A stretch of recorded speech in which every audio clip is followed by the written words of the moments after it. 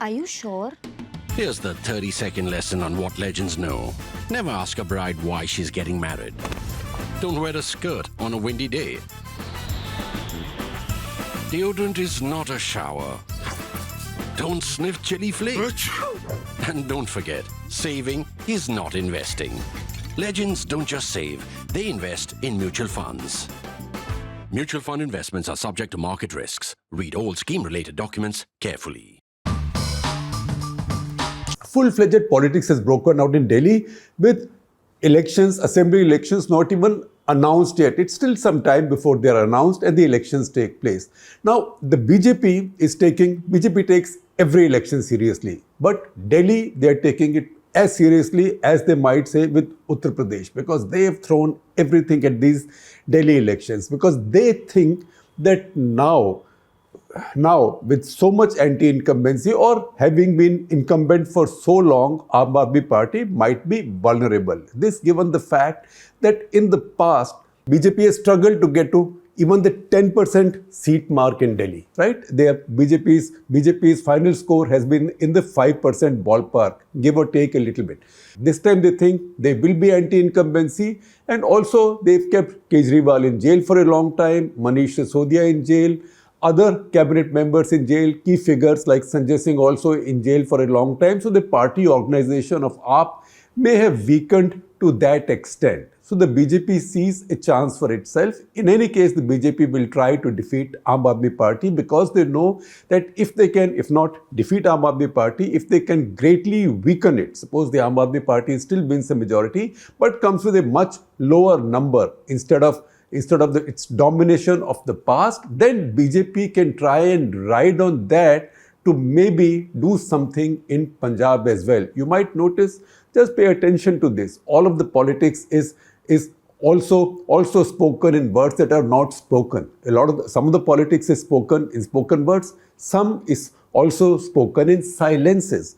So those are the silences you have to see about the BJP and Punjab government, Aam Aadmi Party's Punjab government. You will rarely, if ever, see BJP at a high enough level attack Aam Aadmi Party's government in Punjab. In fact, in many cases, you can see them working together or collaborating quite calmly, as if we had the perfect federal situation, federal equation, at least in one area. That's what I'm hinting at you. You can read in the silences of the BJP party towards Aam Aadmi Party's government in Punjab. Those will yield something. Those will mean something more if Aam Aadmi Party can be weakened in Delhi. Now, weakening Aam Aadmi Party in Delhi basically means attacking and weakening Brand Kejriwal. Now, the BJP has launched a full-fledged attack on Brand Kejriwal, and I will take you through those points as we go along. But also at the same time, because politics is now hotting up in Delhi, another major development has taken place. So this political activity actually can be divided along two axes. One, what is happening between the BJP and the Aam Aadmi Party, and second, what's happening between the Aam Aadmi Party and the Congress Party, and by implication to the India bloc. Both of these are playing out in tiny Delhi. That's the reason I had said in the very beginning that full-fledged politics has broken out. Now, I will comment to you two earlier episodes of Karta Clutter. One was episode 1560, done just about a month back, where we had talked about the future, the likely future of India bloc after general elections, where it performed quite well actually, and then the setbacks of Haryana and Maharashtra. And the second is episode 1455. So I'm taking you back several months. That was before the general elections. And in that episode, I had talked about why Delhi's 7 seats are so critical to national politics, besides you can call it anecdotal fact, but besides the fact that nobody who does not win Delhi or who does not win a majority of seats in Delhi almost ever rules India. That said, let's begin with the second axis first. That is the Aam Aadmi Party and the Congress and the implications for the India bloc.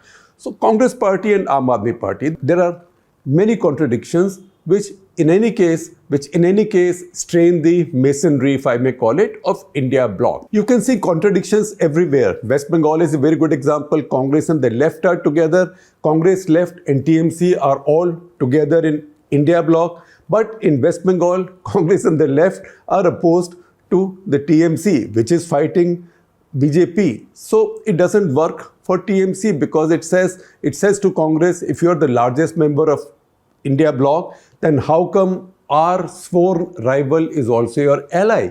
At the same time, you see how this contradiction gets further compounded because in Kerala, the same left and the Congress fight each other. In fact, they are each other's direct challengers. At the same time, in Tamil Nadu, both are aligned along with DMK, which is the central force there. So there are many contradictions, but one of the sharpest contradictions is Congress party and Aam Aadmi party, because wherever Aam Aadmi party has grown, it has grown at the Congress party's cost.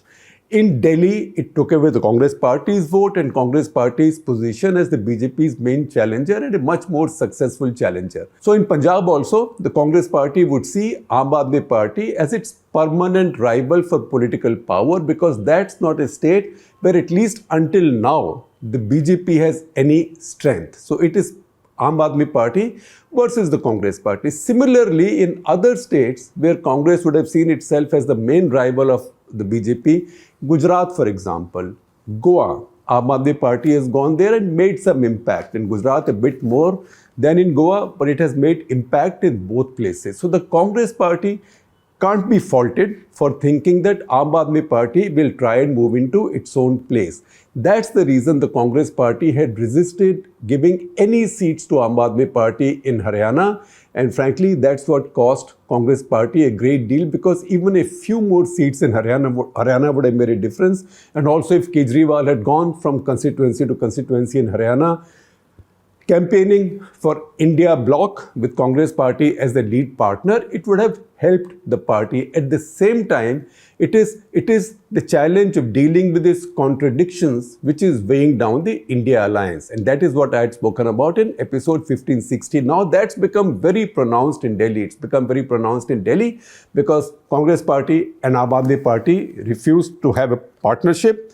They are both putting up candidates against each other. And in fact, so fraught has this relationship become that Congress is putting up really strong candidates against key leaders of Aam Aadmi party. So against Arvind Kejriwal in New Delhi, they've put up Sandeep Dikshit, and against Manish Sisodia in Jangpura, they put up Fahd Suri. These are two very strong candidates. And in this, Aam Aadmi party sees a conspiracy with the BJP. So they are accusing the Congress of being in cahoots with the BJP, of the Congress campaign being funded by the BJP. At the same time, what is it that the Congress is doing? So Sandeep Dikshit, son of Sheila Dikshit and Congress party's candidate against Arvind Kejriwal, he has gone to complain. He has gone to LG's office, Lieutenant Governor's office, to complain against Aam Aadmi party's Delhi government's new welfare schemes. One is the scheme for people above the age of 60 to get free medical treatment.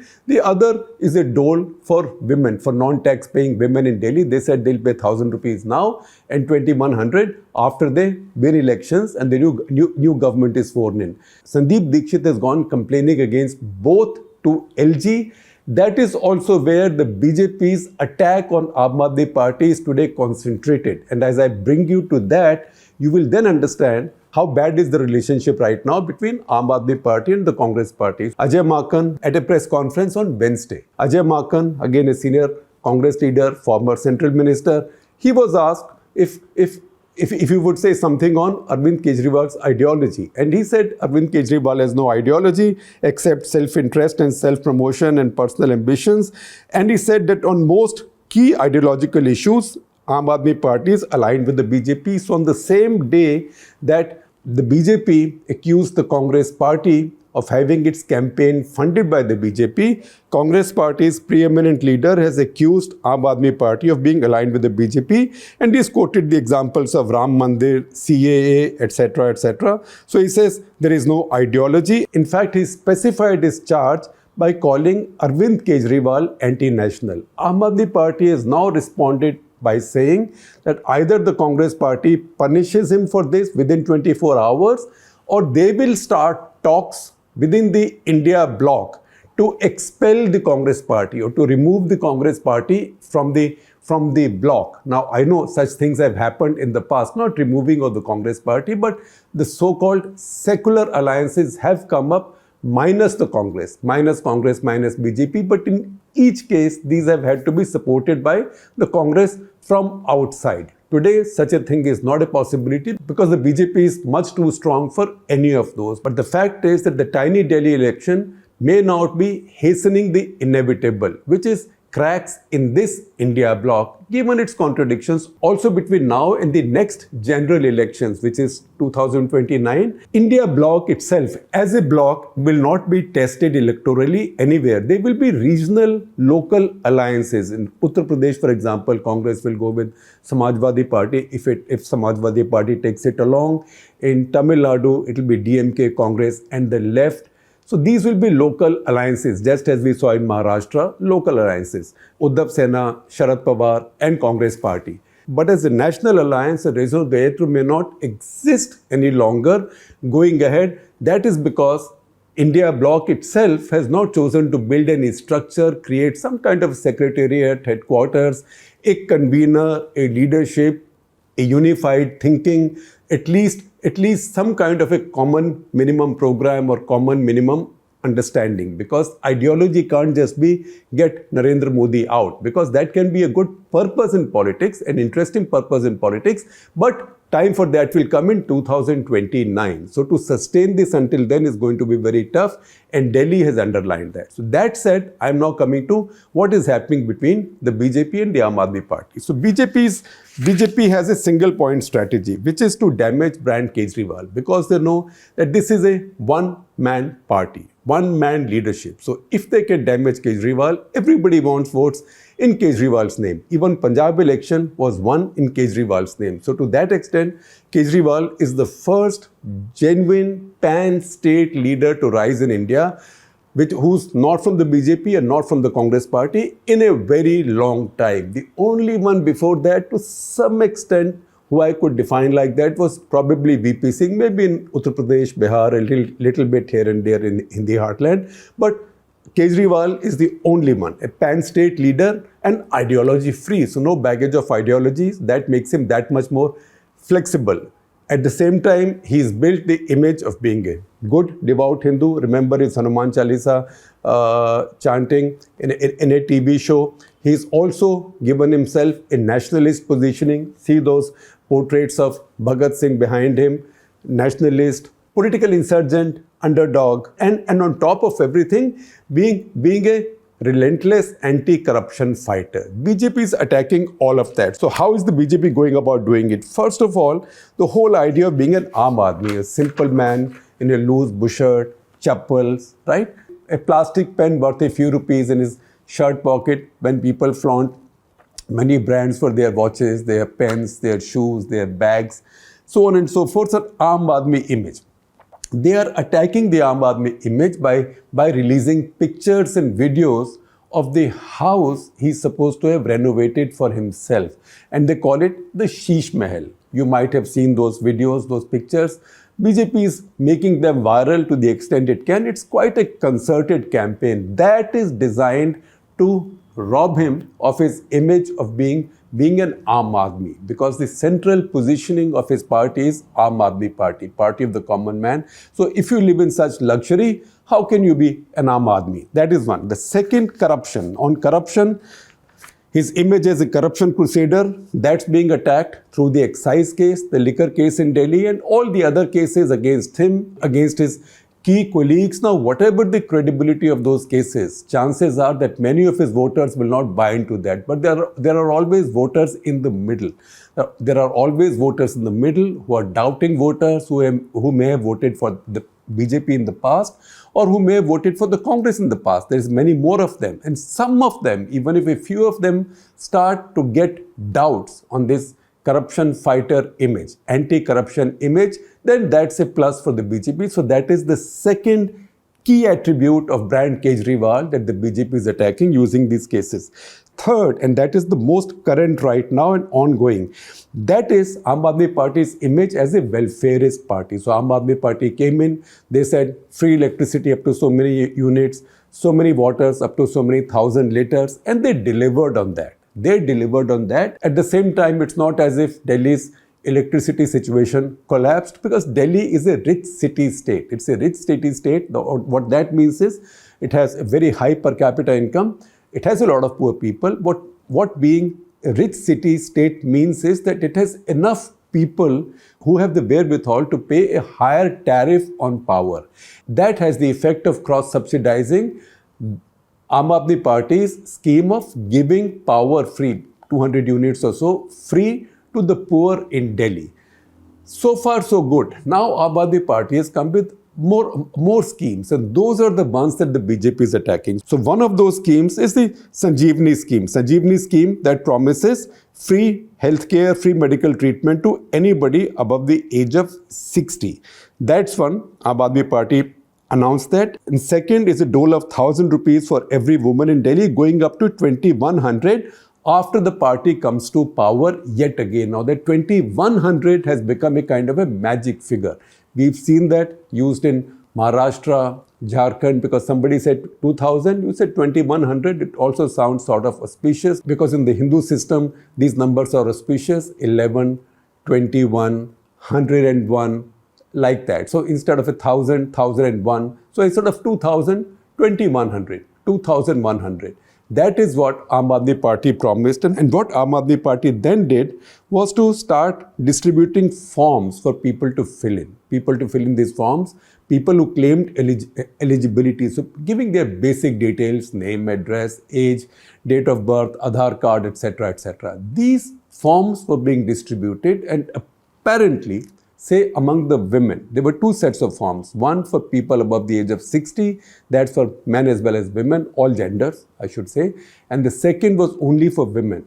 Looks like over 1 million in the first 2 days had been already filled. At which time we saw these two advertisements in the capital's newspaper. See these new advertisements.